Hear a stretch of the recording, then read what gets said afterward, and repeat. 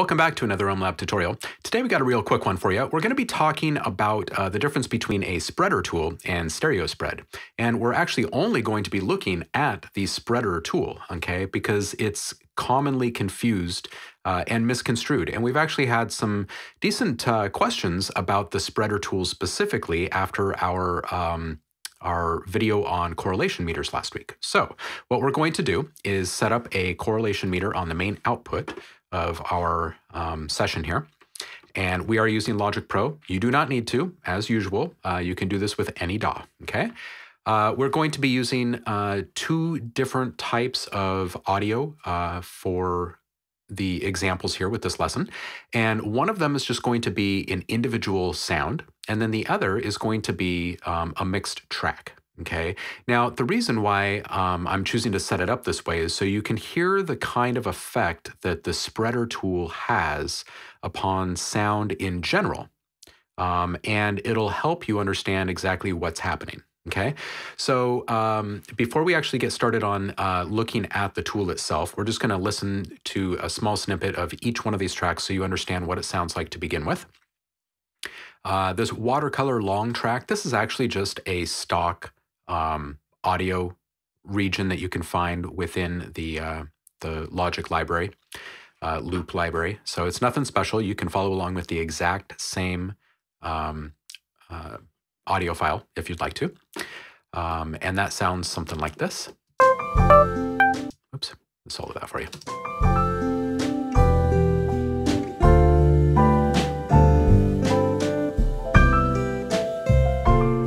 And you can see over here with the correlation meter that it's not hard aligned right, but it's certainly up in the upper echelons of the blue region. So this is a very safe mix as far as phase correlation goes. Now, this is just a very simple, it's like a guitar emulation. I pulled it out of Sculpture, which is a physical modeling synth. And the only reason I grabbed this one in particular is just because it's short and percussive. It's going to be very easy for us to hear if the sound is narrow or wide. That's all. And that sound, it sounds like this. Okay, very, very basic sound. All right, so without further ado, let's get to the actual plugin here. Now, most spreaders are basically the same, and they're going to have the four main parameters that you get to play with.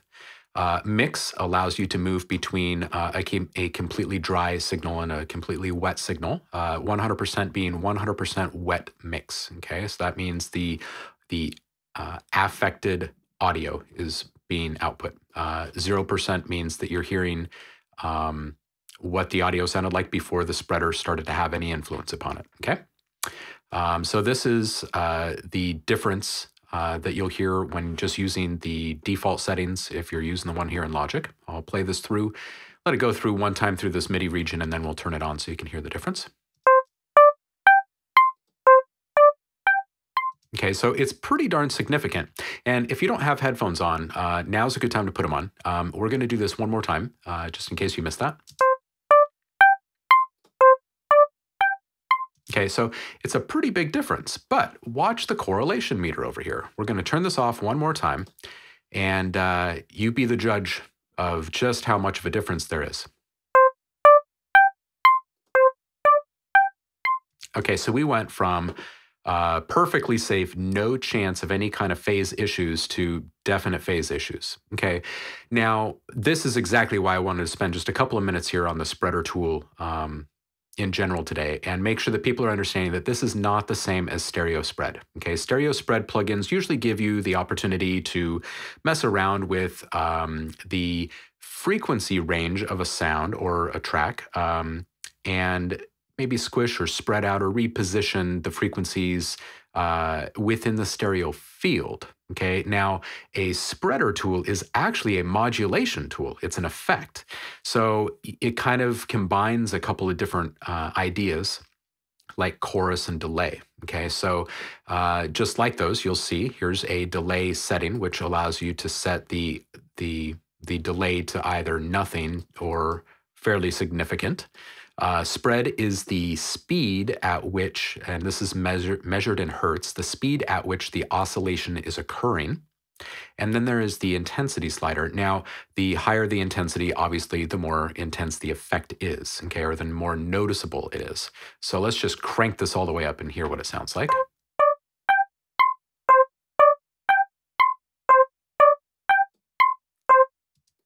Okay, if we turn our speed all the way up, you can actually hear kind of a wobble happening. Okay, so that oscillation really does have an effect upon the sound. Now, you can also see that it has a really damaging effect upon the audio in general. Okay, so for part of the duration of this playback, it's staying in the center, which is actually just a very wide mix. It's not necessarily detrimental to that one sound, but as soon as it dips left, that's no good. They're going to have some phase issues. So now what we're going to do is just kind of show you a decent parameter setup for a sound like this. Okay, so maybe what we'll do is we'll bring the mix down. Maybe we'll just shoot right down the middle and say a 50-50 mix of unaffected and affected audio. Okay. Reminder for everyone, if you ever see a field like that and you can't quite draw in the right parameter by sliding or moving the knob, just double click on it and type in your wanted value. So now let's listen to this.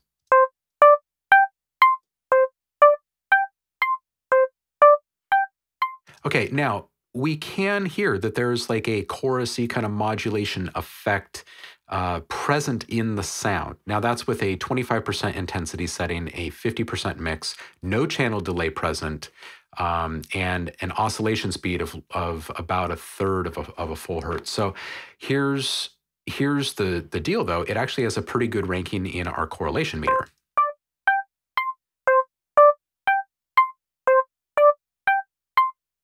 Okay, so according to this, it's never going to dip below the midpoint, which is great. So we're not going to have our phase issues. And it definitely makes it wider if we listen to it without and with. So if that kind of chorusy modulated effect sound doesn't bother you and it fits the mood of your music, then great. You made a wider sound. If that does bother you, then you're probably going to want to bring down the intensity, maybe that mix, and take another listen.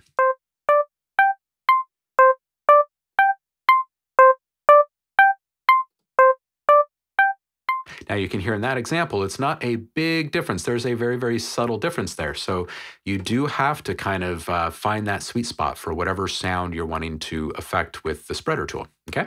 So let's move on now to the entire track, okay? Because this is where I actually see some people getting into trouble using the spreader tool, thinking that it's a little bit more like a spread tool, okay? But again, spreader is a type of modulation. And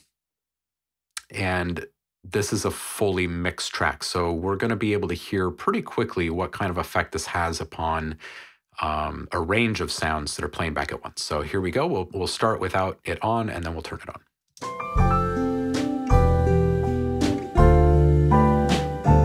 I'll turn it on here.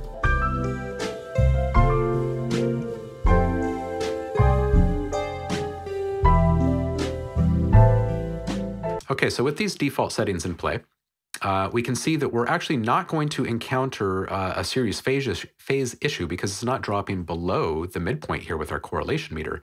But there is most definitely this kind of warbly effect because of the modulation that's based off of an oscillation speed and intensity. So what we're going to have to do here is see if this is even the right solution.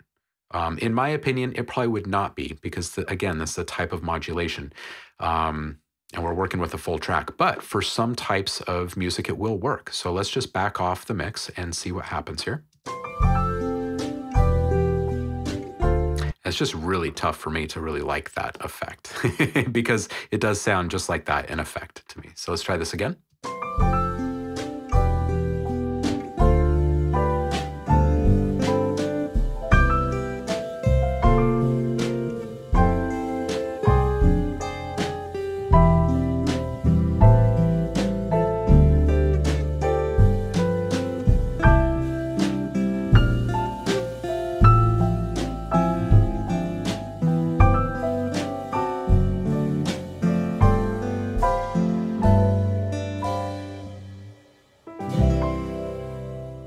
Okay, so you heard some variations in the settings there, and it kind of ebbed and flowed. There was a lot more subtlety to it at one point, and then it started to come back as we added some delay.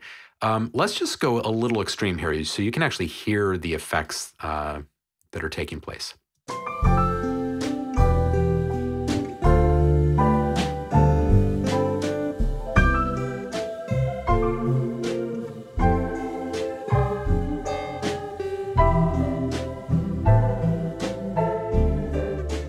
Okay, so that's about as bad as you can get it right there, where you do have some of the original mix or the original signal still in play, so you can definitely hear the difference between the wet and the dry. The intensity is way too high. The speed is occurring at a rate that is very noticeable, and the channel delay just enhances the entire thing, and it becomes a real hot mess very quickly. So, you know, lesson learned hopefully for a lot of people that a spreader tool is not the same as a stereo spread or other type of mastering tools or tools that are normally used for stereo width enhancement usually. But all that aside, all of the warnings aside, a spreader is a wonderful tool to be using on mostly, in my opinion, individual sounds. And here's why, because it's very similar to using chorus for widening effect. And it also is quite similar to using delay as a widening effect. But it combines those two things in a rather unique way that actually gives you a fair amount of control over how that effect is influencing the original sound and being delivered to the listener. So yeah, try that next time you're looking for a little bit more width from one of your sounds. You don't have to get too fancy. You can keep it pretty minimal. I kind of tend to stay somewhat minimal with it. If I can hear a width difference, then it's usually enough. Once you get past the point of noticing the width gain, you usually start to pick up on the fact that this is a modulation happening through oscillation and delay. So just kind of be cognizant and very aware of where that fine line is with whatever sound you happen to be working with. All right, so it's that simple. Again, speed, channel delay, mix, and intensity. The spreader tool is a modulation effect, so fair warning when you pull it out to use it. Hope this helped. Hope it kind of cleared up some questions if you did happen to have them. And I hope that you get to put it to use sometime soon in one of your next projects. As always, feel free to leave us comments below. Give us a shout out. Let us know if you have requests for upcoming tutorials. Also, be sure to visit us on one of the many social profiles we have around the World Wide Web. Thanks again for showing up, folks. We will see you again next time. Cheers.